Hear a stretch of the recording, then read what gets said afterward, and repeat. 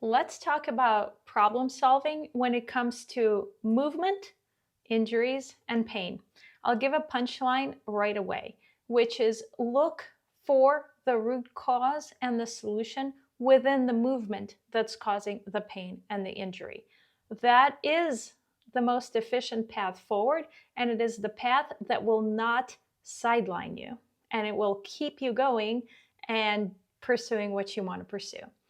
So often we are told as soon as you experience pain, injury, etc., rest it.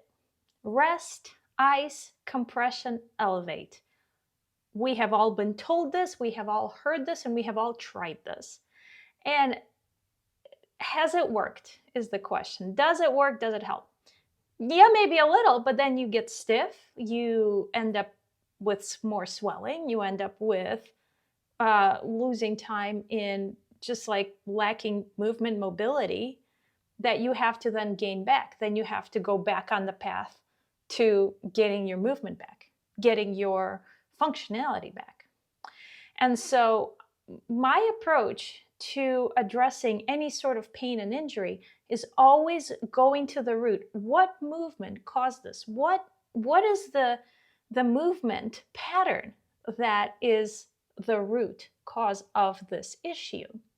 And that is likely where we can solve the issue directly, because the movement pattern that caused this is we can address the movement pattern and then find a way for you to move that doesn't cause you pain.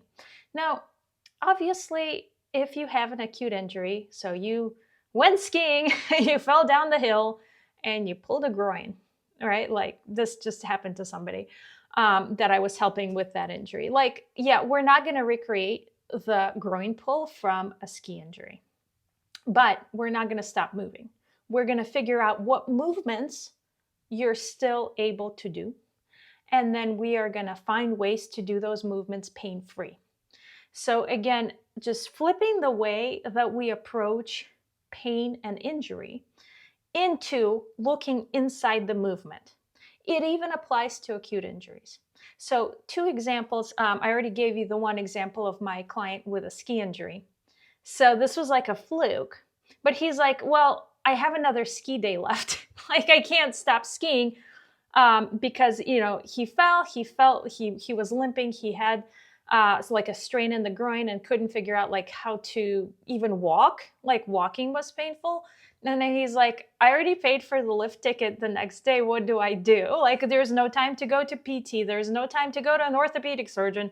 And this particular person was like unwilling to forego the super expensive lift ticket that he already prepaid for.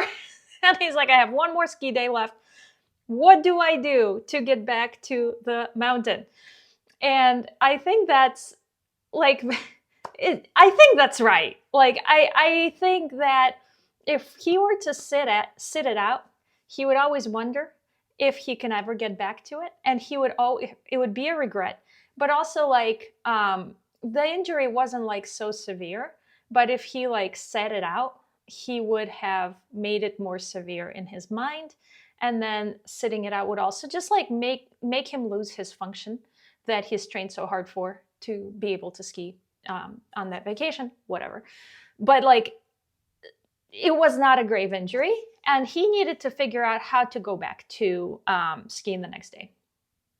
It wasn't a tear. It wasn't a break in any sort of way. Like he was able to move.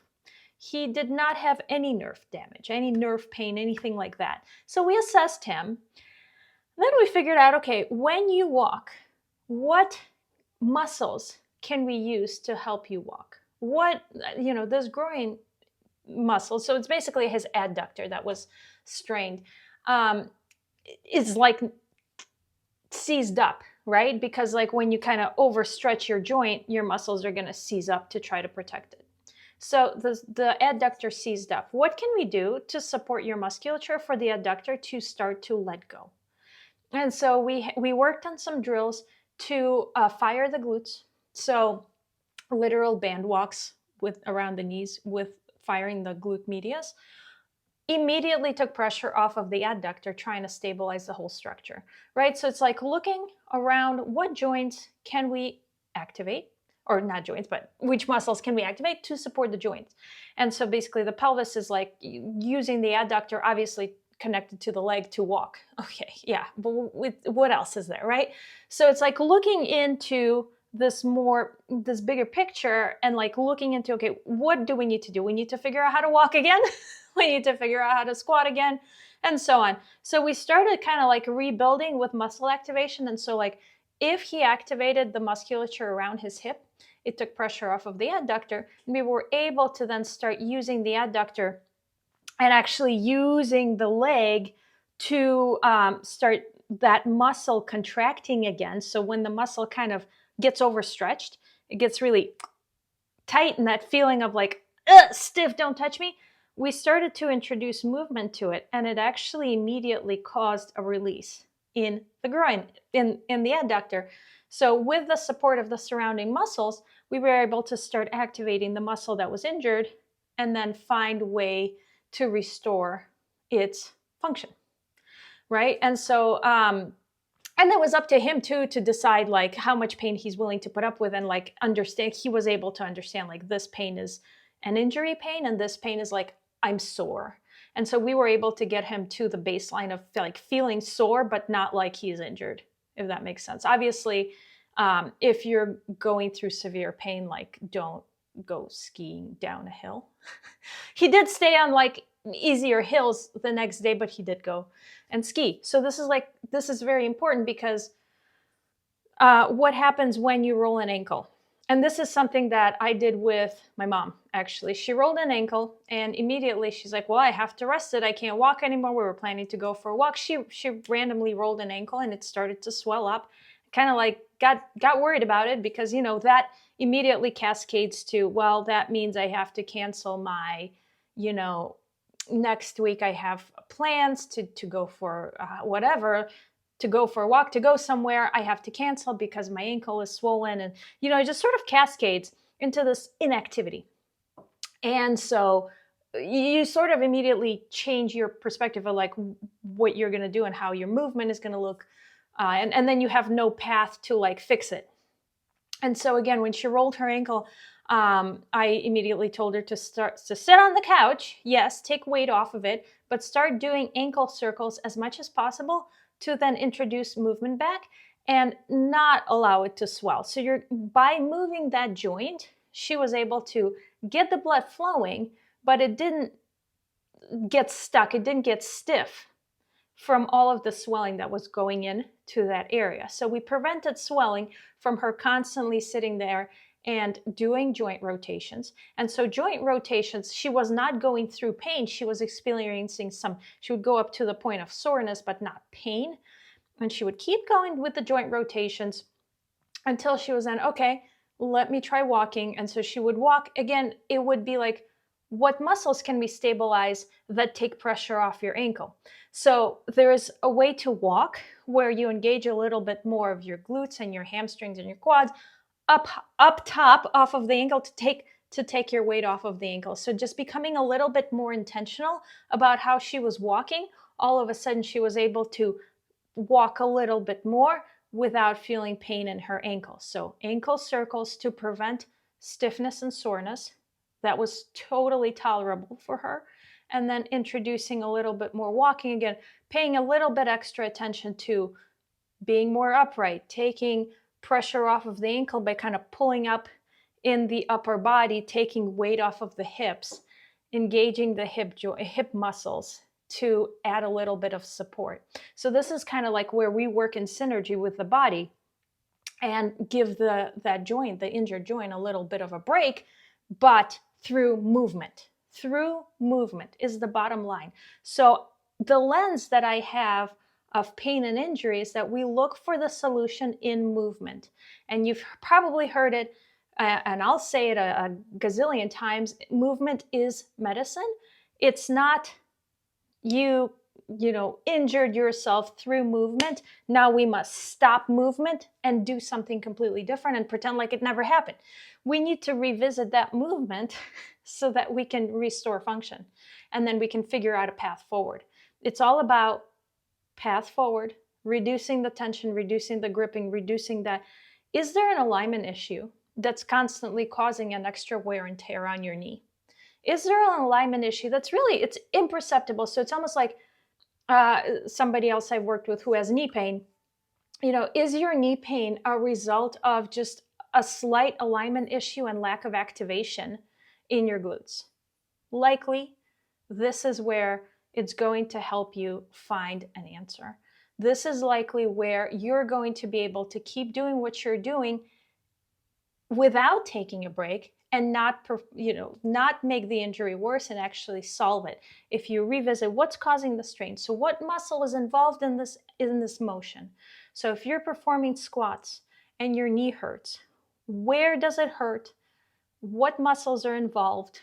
What muscles should be involved? This is where my biomechanics training comes into play. Like, what should be working? Like, if you're overstraining your IT band or something in your knee, you're feeling pain on the outside of the leg, but you're squatting.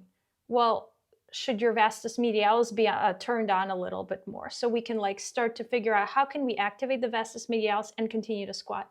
Or is it your glute medius that's not firing when you squat, and is it something that we can turn on when you perform the squat, and does it immediately alleviate the pain in the knee? Yes. A lot of the times, yes, it does. So it's literally within the movement itself. We have so much play into what we tense up versus release versus align, that we can start to figure out how to get rid of that pain. And then you can perform the same movement differently in so many different ways.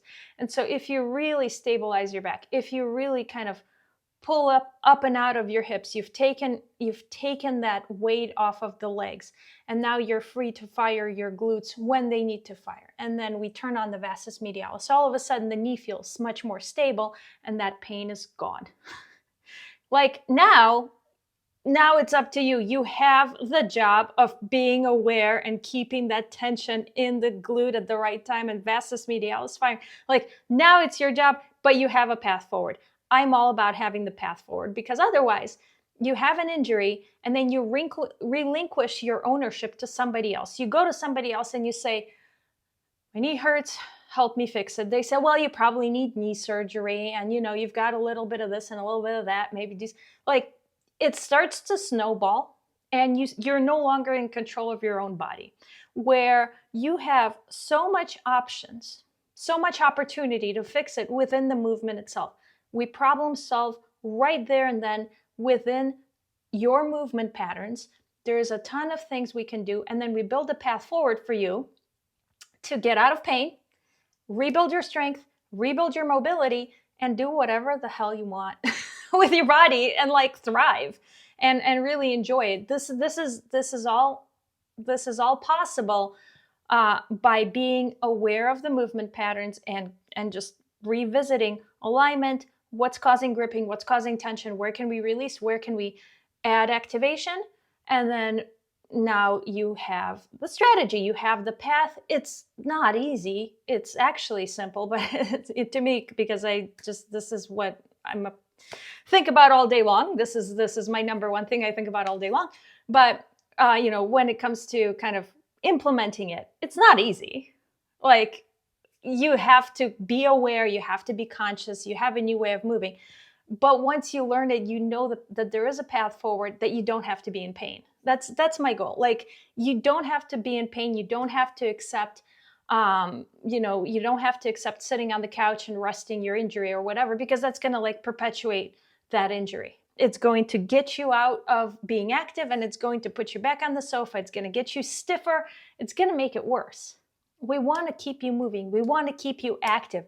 Yeah, if you have a severe enough injury, you're probably not going to go back to deadlifting and squatting your body weight right away. There is a way to scale down, but the movement itself can be performed. We can revisit the movement for you to continue to be active, to continue to bring blood to the area, to continue to bring synovial fluid to your joint, to continue to just prevent that stiffness from occurring, and to continue to be moving active, physically active, and that will not cause your decline.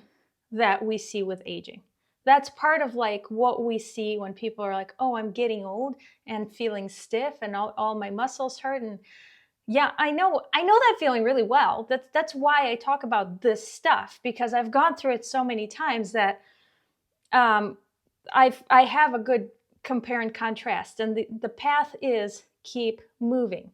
Keep moving. You rolled an ankle circles right away. Do not ice it. Keep circles. Keep circling. You pulled a muscle. Try to activate that muscle instead of stretching it, instead of icing it, elevating, etc. Like instead of immobilizing it, keep moving. Keep moving.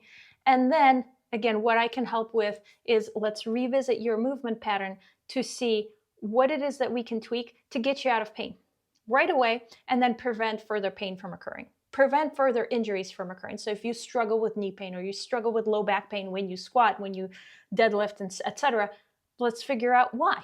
Let's figure out what it is that we can help your back stabilize. What muscles can we activate for your back to feel more stable, for your muscles to then work in synergy with each other. And then you'll eventually even get stronger than you started, than when you started with having that pain.